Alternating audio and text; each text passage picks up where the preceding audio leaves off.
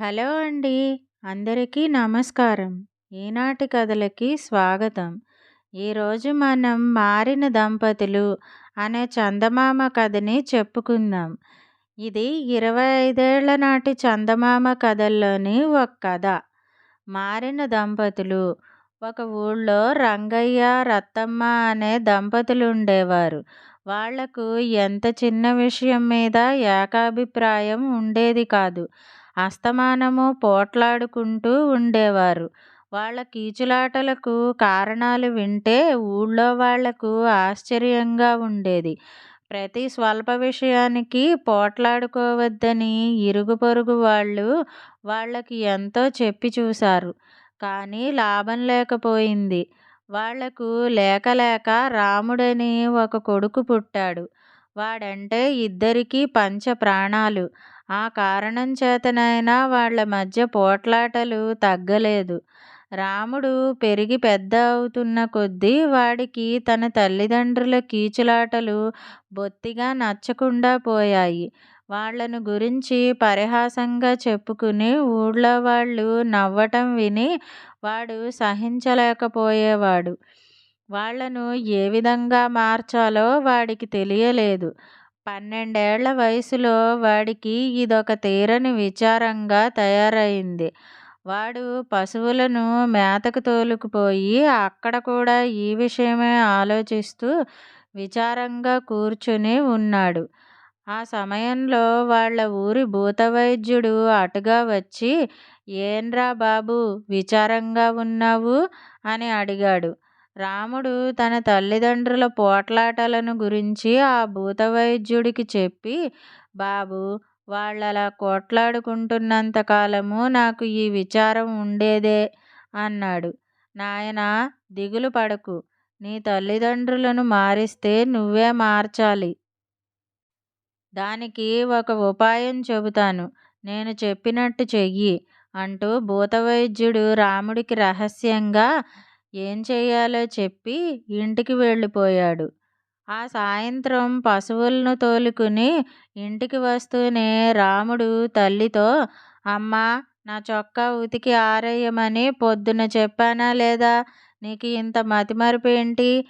నీకో కొడుకు ఉన్న సంగతి జ్ఞాపకం ఉన్నట్టు లేదే" అంటూ ఇంతెత్తున ఎగిరిపడ్డాడు. వాడి ప్రవర్తన చూసి రత్తమ్మ నిర్ఘాంతపోయింది. ఎన్నడూ తనను పల్లెత్తు మాట అనని కొడుకు ఏదో పూనినట్టుగా ఎందుకిలా ఎగిరిపడుతున్నాడో ఆమెకు అర్థం కాలేదు. పైగా వాడన్న మాట అబద్ధం. వాడు తనను చొక్కా ఉతకమనలేదు. వాడిలో ఈ మార్పుకు కారణం మరేదో అయి ఉంటుందనుకుని ఆమె సరుకులు తీసుకురావటానికి అంగడికి వెళ్ళింది.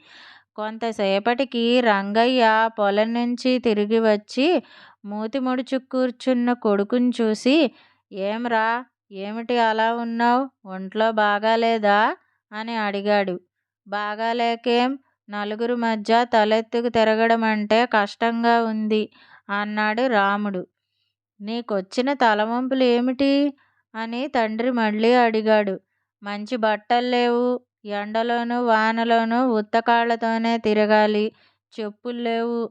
ఒక్కగానొక్క కొడుకుని ఇలాగేనా చూసుకునేది" అని రాముడు విసుక్కున్నాడు. ఈ మాటలు విని రంగయ్య వెలవెలబోయాడు. రాముడు నోరు తెరిచి ఎన్నడూ ఏదీ అడిగి ఎరగడు. తండ్రితో ఎన్నడూ ఇలా నిష్ఠూరంగా మాట్లాడి కూడా ఎరగడు. ఇంతలో సరుకులు కొని రత్తమ్మ ఇల్లు చేరింది. తండ్రి కొడుకుల సంభాషణ ఆమె విన్నది. తండ్రితో కూడా వాడు మామూలుగా లేడు. ఆ రాత్రి భోజనాల దగ్గర కూడా రాముడు తల్లిదండ్రులిద్దరినీ తెగ విసిగించాడు. వాడు భూతవైద్యుడి సలహా అమలు చేస్తున్నాడు. వారం రోజులు గడిచాయి. రాముడు మామూలు మనిషి కాలేదు. రత్తమ్మ తన భర్తతో, "వీడికి ఏదో గాలి సోకినట్టుంది. మంత్రం వేయిద్దాం" అన్నది. "మంత్రం వేయటం ఏమిటి? మందిప్పించాలి" అన్నాడు రంగయ్య. "ఈ జబ్బుకు మందెవడిస్తాడు? భూతవైద్యుడైతే మంత్రం వేసి క్షణంలో దెయ్యాన్ని వదిలిస్తాడు" అన్నది రత్తమ్మ. "వైద్యుడైతే గాని ఈ రోగం కనిపెట్టలేడు" అన్నాడు రంగయ్య. ఇద్దరూ చచ్చేటట్టు పోట్లాడుకున్నారు. వాళ్ళను చాలాసేపు పోట్లాడుకోనిచ్చి రాముడు నేను ఫలానా భూతవైద్యుడి దగ్గరికైతేనే వస్తాను అన్నాడు. ఎవరి దగ్గరికి రాను అనకుండా వాడు భూతవైద్యుడి దగ్గరికి వస్తానన్నందుకు తల్లిదండ్రులు సంతోషించి వాణ్ణి తీసుకుని భూతవైద్యుడి దగ్గరకు వెళ్ళారు.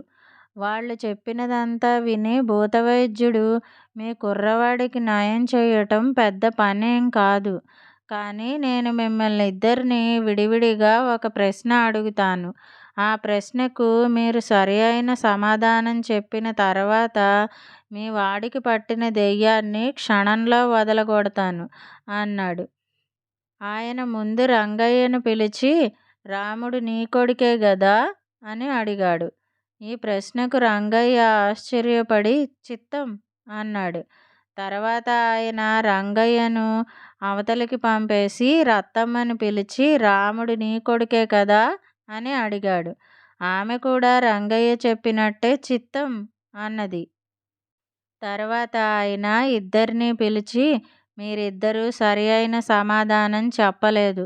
ఒక వారం గడిచాక సరి అయిన సమాధానం ఆలోచించుకు రండి అన్నాడు. వారం గడిచింది. దంపతులిద్దరూ భూతవైద్యుడి దగ్గరికి వచ్చారు. ఆయన వారిని విడివిడిగా మళ్ళీ అదే ప్రశ్న వేశాడు. ఈసారి రంగయ్య తెలివిగా చెబుతున్నాననుకుని వాడు నా భార్య కొడుకండి అన్నాడు. రత్తమ్మ మాత్రం వాడు నా కొడుకేనండి అన్నది. ఈసారి కూడా భూతవైద్యుడు చిరునవ్వు నవ్వి మీరిద్దరూ సరి అయిన సమాధానం చెప్పలేదు. మరింత బాగా ఆలోచించుకుని వారం దాటినాక మళ్ళీ రండి అన్నాడు. రాముడి పిచ్చి నానాటికి ముదురుతున్నది. ఈసారి రంగయ్య రత్తమ్మ భూతవైద్యుడికి ఏం చెప్పాలో కూడబలుక్కుని ఒక నిర్ణయానికి వచ్చారు. వారం గడవగానే వాళ్ళిద్దరూ భూతవైద్యుడి దగ్గరకు వెళ్ళి మేమిద్దరం బాగా సంప్రదించుకుని వచ్చాం. రాముడు మా ఇద్దరి బిడ్డ అని ఆయన ప్రశ్నకు విడివిడిగా సమాధానం చెప్పారు. భూతవైద్యుడు మనస్ఫూర్తిగా నవ్వి ఈసారి మీరు సరి అయిన సమాధానం చెప్పారు. ఎన్నాళ్లకు మీ దయ్యం వదిలింది. మీరిద్దరూ కూడబలుక్కున్నారు. భార్యాభర్తలు ఒకరితో ఒకరు సంప్రదించుకోకుండా ఒకరు కోటికి ఒకరు ఏటికి లాగుతుంటే జీవితమంతా ఈ పోట్లాటే. రాముడికి ఏమీ లేదు. నా సలహా మీదనే వాడు నాటకం ఆడాడు. ఒకరి సంగతి ఒకరు ఆలోచిస్తూ సుఖంగా ఉండండి. రాముడు రత్నంలాంటివాడు. మీరు మీ తగాదాలతో వాడికి సుఖం లేకుండా చేశారు అని మందలించాడు. రంగయ్య రత్తమ్మ ఈ దెబ్బతో గుణపాఠం నేర్చుకుని కొట్లాటలు మాని ఒకరినొకరు సంప్రదించుకుంటూ అన్యోన్యంగా బతకటం నేర్చుకున్నారు. రాముడు ప్రాణం సుఖాన పడింది. ఇదండి మారిన దంపతులు అనే 25 ఏళ్ల నాటి చందమామ కథ. ఈ కథ గనక మీకు నచ్చినట్టయితే లైక్ చేయండి. ఈ కథను మీ స్నేహితులకు షేర్ చేయండి. కథపై మీ అభిప్రాయాన్ని కామెంట్ రూపంలో తెలియజేయండి. మరిన్ని మంచి కథల కోసం మా ఛానల్ను సబ్స్క్రైబ్ చేసుకోండి. మళ్ళీ మరొక మంచి కథతో కలుసుకుందాం. అంతవరకు వింటూనే ఉండండి ఈనాటి కథలు.